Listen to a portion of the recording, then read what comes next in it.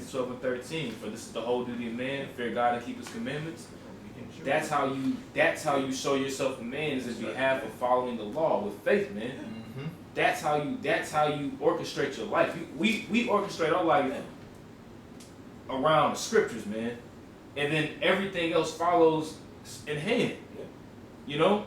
And what we formulate every day when we wake up in the morning, what we eat, you know, how we communicate with everybody in the world, you know, how we talk amongst one another in the brotherhood, you know, how we study, what kind of topic we could be going into. We formulate it off of the scriptures, man. Yeah, right. So if you in the wilderness and there may not be no food to eat, and you may see a hog, and that's the only piece of meat that you see that's running around, are you gonna submit to, like, damn man, I ain't ate in 2 days, man? Shit, impulsive. Yeah. You know, the Lord, He put it in front of me for a reason, though, man. Maybe we should just eat it, though. No, man. That left hand did. Yeah, show your integrity, man. You never know. The Most High could bring quails out the sky. Yeah. You know what I'm saying? And in this world, because basically, manhood, manliness is being basically, what's the word I'm looking for? It's basically being demonized. You know what I'm saying? Having like a standard, like if you was to say to somebody like, oh, I'm not with homosexuality or something, they'll look at you like you're the worst person on the earth, man. Yeah.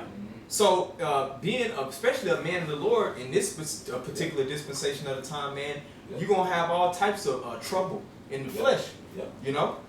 But that, hey, it's another scripture I'm gonna get to later. But I want to get this. Will you finish with yours? Let me use the last part again. It says, "For by it shall you obtain glory." You know. Yeah, go ahead. You got it. And that's how we're gonna obtain glory, man. You know, it's by standing up for Yahweh Bashem Yahweh Shai, man. That's right. Standing up for what His word says and not conforming to what Esau may have to say. Because if you really think about it, and what 2 Maccabees, the 7th chapter, man, that's a prime example of how to stand up for the law, man. That's right. You know, standing up for Yahweh Bashem Yahweh Shai, knowing that you're gonna come back. Yeah. You know what I'm saying? Yeah. We know that we're gonna come back, man. That's right. Regardless of what happens on this side to us, man, for standing up in the faith. That's right. You know, because the brother, like your call, he was saying, like at the end of camp, like, man, you gotta be in your mind like willing to die for this thing, man. You don't know what's gonna happen, bro.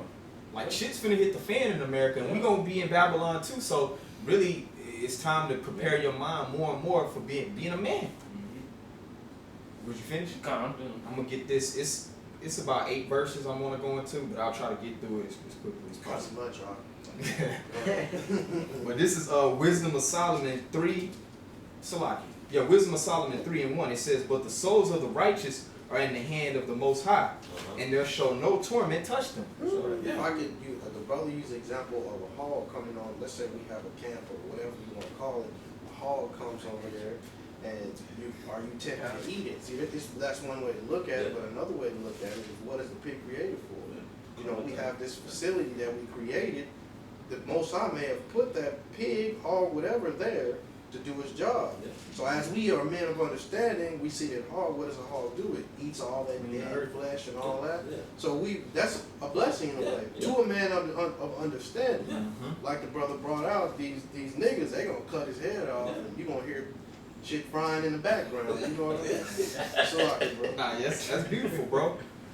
But it says, "But the souls of the righteous are in the hand of the Most High, and there shall no torment touch them." So, like I was referencing that hour of temptation, where brothers might have to face torment or torture for rejecting that RFID microchip, man. But if you got faith in the Most High, man, we ain't worried about nothing, man. Ain't no harm gonna touch us. And if so, what? If we do get put to death or be a martyr for the faith, we already know we gonna come back, and we deserve it. And hey, kind. But it says, "In the sight of the unwise, they seem to die, and their departure is taken for misery. And their going from us is to be utter destruction, but they are in peace." You know what I'm saying? So basically, like when we, you know what I'm saying, going out on the highways and the byways, teaching the word, all types of people coming up against us, man, they think or they see things happening to us, because the scriptures also talk about the foolishness of preaching. Yeah. You know what I'm saying? The Most High is using the things, what that scripture in Corinthians, it says he's using the things that are so-called unwise on this world to confound the things that are so-called wise. You know, so that's us. We out there screaming, slobbering on the highways and the byways, preaching the Bible, man. And to these people, it seems like, man, we bums and that, all right, we ain't making no progress. Yeah. Like, if they can have it their way, they'll kill us, man. But we know that this brings the Most High glory, and we got peace of mind because we know that we're doing the righteous thing, you know? That's right. It says, for though they be punished in the sight of men, yet is their hope full of immortality. Yeah. And if I could say something, man, that just made me think. That kind of goes right back into what we said earlier, like in the Maccabees, the 7th chapter. kind. You know what I'm saying? Though it says, though they be punished in the sight of men, yet is their hope full of immortality, man. Mm-hmm. Because ultimately, man, if our shit hits the fan and somebody comes up and with an AK-47 and sprays every single last one of us, and Lord forbid that doesn't happen, we already know the outcome, man. Look, through the spirit and power of Yahweh Shai, man, we went out doing the work, man. Exactly. That's a righteous death, and that's actually a righteous way to go out, man. Because ultimately, when the chariots come, Lord willing, you one of those men, you gonna be on the chariots beaming up your other brothers, man. Exactly. Right. With Yahweh Shai and the angels, man. That's You right. ain't gotta go to work the next day. Yup. It says, verse 5, it says, and having been a little chastised, because, like, really, man, like, we deserve death. Yeah. It says, that's why it says being a little chastised. Like, really, this ain't nothing, man. I can tell you right now, man, the things that we're going through as being men in the faith, it can't compare to what Yahushua did. That's right. And he was righteous, bro. Yeah. He was the only man that walked the earth in the flesh and kept the laws of the Most High perfectly, man. He fulfilled it. You know? Fulfilled prophecy. Yeah. So it says, and having been a little chastised, they shall be greatly rewarded. So that's the hope, Yeah. you know, for just standing up and being a man Yeah, through whatever happens, you know. We're trying to get a reward. It says, for the Most High proved them and found them worthy for himself. As gold in a furnace hath he tried them and received them as a burnt offering, man. You know? So, hey, like in gold, you know, it's a malleable metal. So when you bring it through fire, it actually makes it more pure. So these afflictions, these different L's, so to speak, that brothers take, that's only refining our character so that we may be found worthy to receive that salvation. That's right. You know? It says, that's actually it on that. You have something? Yeah, I got a quick one with the brother talking about. This is Job chapter 23, verse 10. But he knows the way that I take when he had tried me. I come forth as gold. When my foot had held steps, his ways have I kept and not declined. So the brother talking about he gonna try us as gold, you know? Yeah. When Esau comes, Yeah. he gonna try us. That's why we're going through all this suffering when coming in this truth. Got it. He just trying to refine us, you know. Right. And my foot had, like he said, my foot have held my steps. He gonna keep and his righteous steps. He knows he's gonna try us, but he gonna keep it in the same path, the old path. Yeah. Like it says, he gonna keep it right in that path that he wants us to. You Yeah, know. that's right, But brother. hey, that's a beautiful thing, being tried. Hey, that makes me even more joyful about being tried because people, man, they're so out of touch with reality. Yeah. Like you got some people ain't even witnessed a damn fist fight, like going live right in front of them. Yeah. So when all shit hitting the fan, even though like we might be fearful in certain ways, the Most High is basically preparing us now to when all this shit really hitting the fan, we're gonna be in the right mindset. That's why the scripture says, we always quote in Isaiah 33, that wisdom and knowledge shall be the stability of thy times. That's right, brother. You know, and the strength of our salvation, ultimately. That's right. Would you have more, brother? Yeah,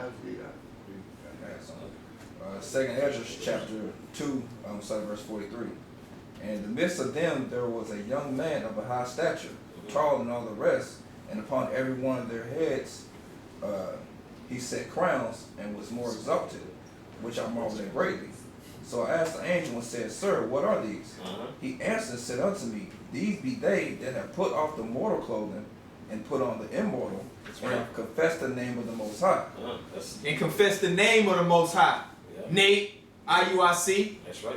So the real men of the Lord, the elect that the scriptures talk about, man, they gonna stand greatly and they gonna confess the name. Yep. Which establishes there has to be a name to call on. Go ahead. Now are they crowned and receive palms. Then said I unto the angel, What young person is it that crowned them, and giveth them palms in their hands? So he answered and said unto me, It is the Son of the Most High, whom they have confessed in the world. Then began I greatly to command them that stood so stiffly for the name of the Lord. That's who? Yahushua. That's right. Okay? Because trust me, Like the brother Mike always says, yeah, we look crazy as hell. We think Jake coming out the well, Salakia. We believe that Jake coming out the sky to save us, which through the Spirit he is. That's the only hope we got, man. Yeah, and that hope, man, is what's gonna make the true men of the Lord stand in that day. They gonna gird up their loins. They gonna be sober. Right? They gonna act with integrity when our backs against the wall. Lord. Yeah, exactly. You know what I'm saying? Those gonna be the men that's gonna receive their glorification and being risen up in that day, man. That's right, brother. You know, being real men. That's right. Okay. Yeah, and it says those men, they confessed the Yahweh Shah in the world, because we're in a world that's set in complete opposition to Yahweh Shah. This world hates Yahweh Shah, because in Revelations, I believe the first chapter, where it talked about they crucify Yahweh Shah, that means to basically cross out, man. And that's everything. And right now you got niggas that don't even want to talk about we can call on the name, or establish that there is a name that we can call on.